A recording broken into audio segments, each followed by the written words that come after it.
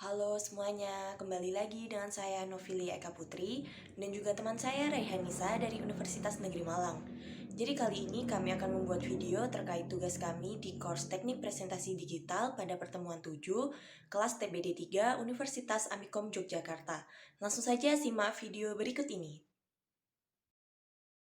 Halo, balik lagi di REY Podcast. Jadi pada kesempatan kali ini kita kedatangan salah satu bintang tamu yang sangat inspiratif untuk anak muda. Sebelumnya ini viral ya karena bintang tamu kita ini mendapatkan 2 beasiswa sekaligus ke luar negeri. Wah, penasaran banget kan gimana caranya? Yuk kita sapa dulu. Halo Putri. Halo Rey, halo semuanya. Jadi Putri ini yang mendapatkan beasiswa full dari 2 universitas ya Put. Ya, alhamdulillah dua Kalau boleh tahu universitas sana aja tuh.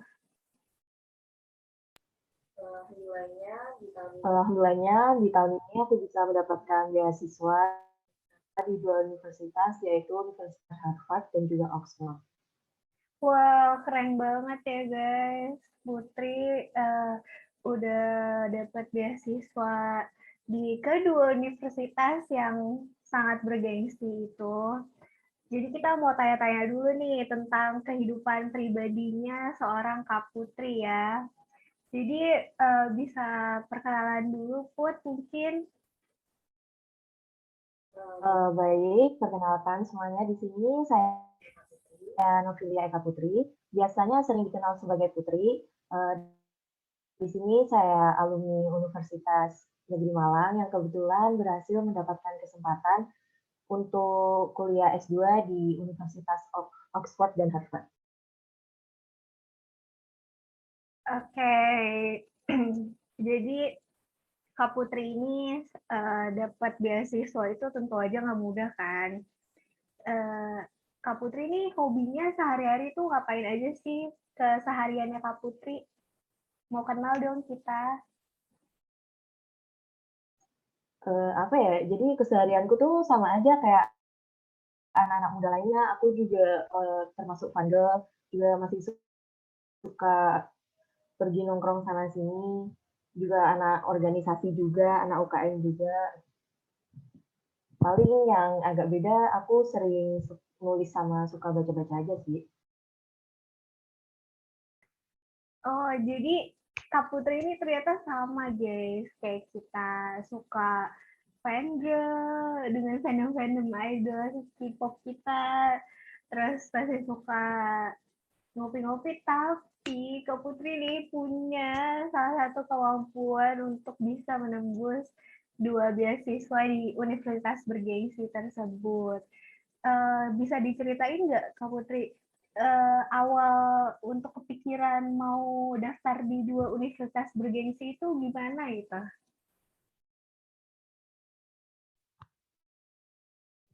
Jadi gini sih, pas waktu zaman SMA itu aku emang udah pengen banget kan nanti kuliah di luar negeri, kayak pengen banget bisa ke luar negeri biar bisa ketemu idol-idol. Nah dari situ waktu aku S1 itu aku kayak mendalami banget kayak gimana caranya aku ikut berbagai kegiatan yang nanti bisa menunjang aku buat bisa dapetin beasiswa itu. Nah selain itu kan aku hobi ngevanjel nih. Nah di situ kan banyak konten-konten yang juga berbahasa Inggris, terus dari kisah-kisah fiksi yang ceritanya mereka kuliahnya di luar negeri. Nah, dari situ aku kayak termotivasi.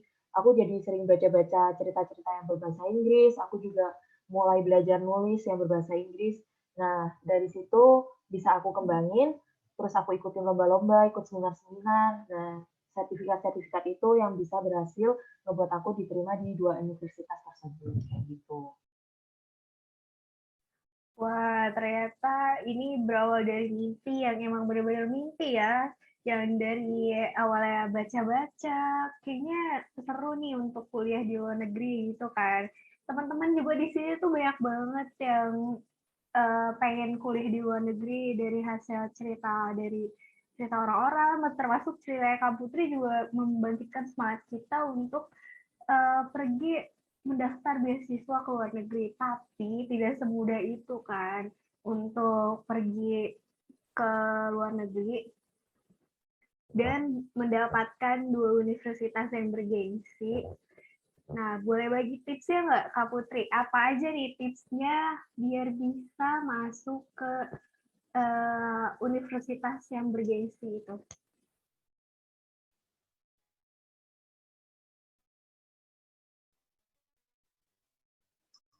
Oke guys, di sini aku mau share tipsnya ya. Seperti yang gue masuk ke 2 universitas yang bergengsi itu tentunya nggak mudah, nggak segampang yang kalian lihat. Aku pun juga awalnya ngerasain kesulitan, apalagi kan aku anak tunggal.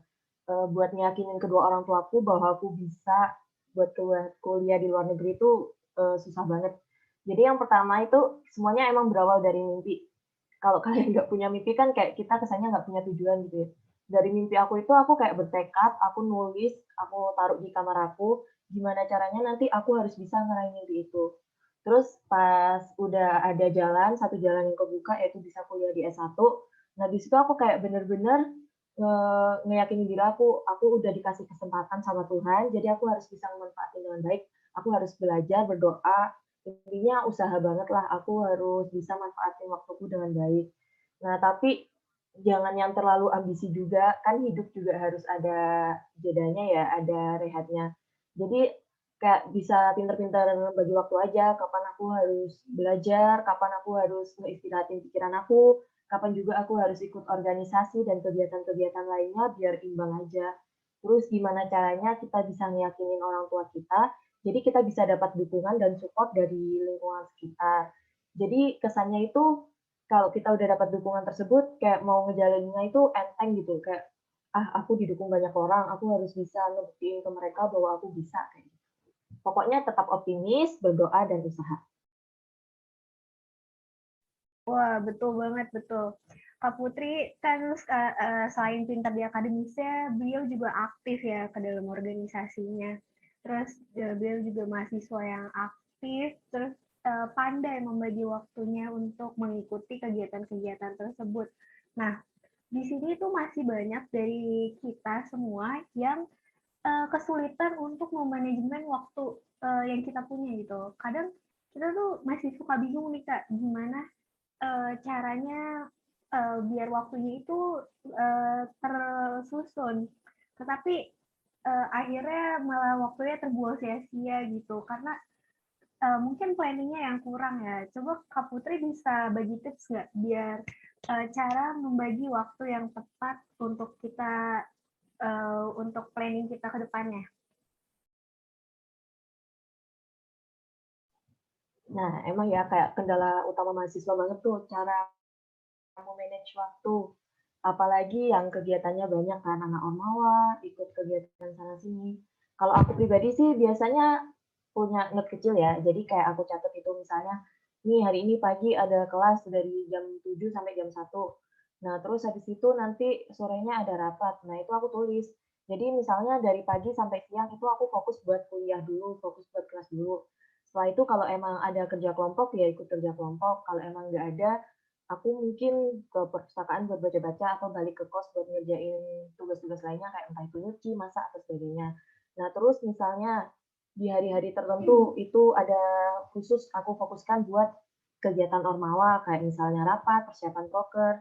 Nah, terus buat healingnya sendiri biasanya kan kita pasti butuh waktu ya buat nenangin pikiran. Itu biasanya aku manfaatin di weekday ya, weekend kayak hari Sabtu sore sampai Minggu sore itu aku bener-bener fokus buat nyenengin diri aku sendiri, entah itu nongkrong sama temen, entah itu nonton drakor atau ngefangirl, pokoknya aku di hari-hari itu nggak mau ngerjain tugas, nggak mau ngurusin ormawa dulu, jadi kayak fokus buat apa ngembaliin mood aku, nyenengin aku sebelum nanti hari Seninnya kembali ke rutinitas biasanya kayak gitu.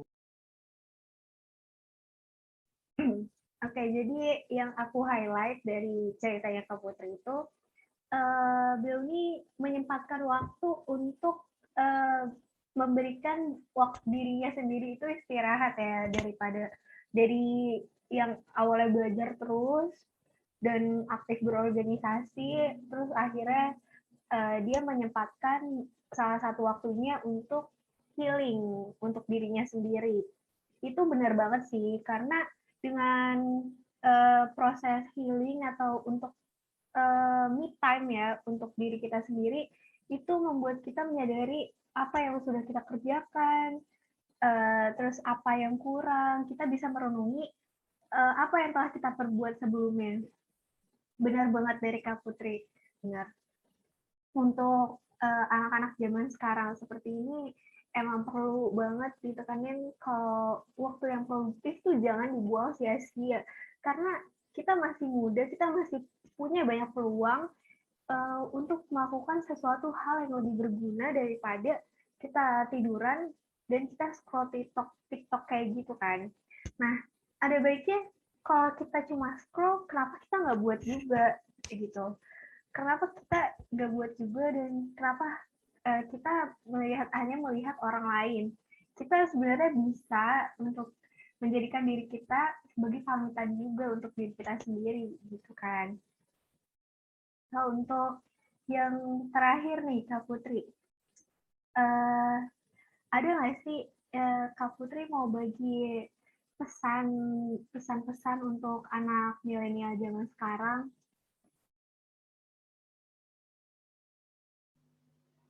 Pesan aku sih, apapun itu, jika kalian udah punya mimpi, kalian udah punya niatan, lakuin sebisa kalian, dan jangan pernah dengerin omongan-omongan orang yang sekiranya itu bikin kalian down. Ambil sisi positifnya aja. Jadi tetap semangat, tetap jaga kesehatan, percayalah bahwa kalian itu berharga dan kalian itu bisa meraih mimpi jika kalian mau.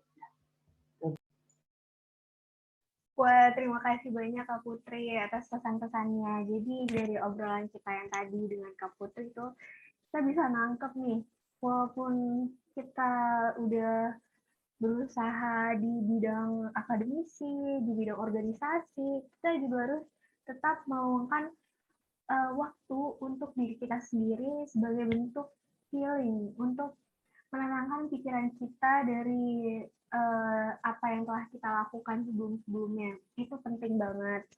Nah, untuk melawan rasa malas, rasa mager seperti yang kita alami setiap hari, kita bisa memulainya dengan bangun pagi dan mandi.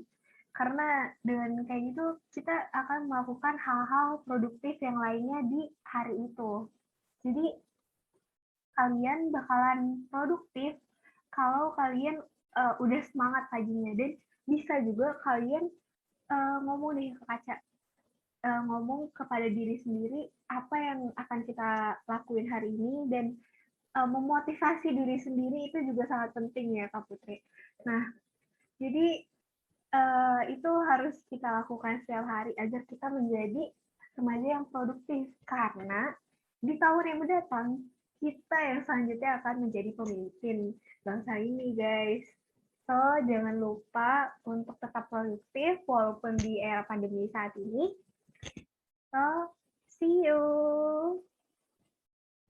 See you, Kare. Terima kasih banyak. See you, Kare. Terima kasih banyak waktunya. Terima Sukses kasih selalu. banyak, Kak Putri. Udah mau jadi bintang tamu. Ya, sama-sama.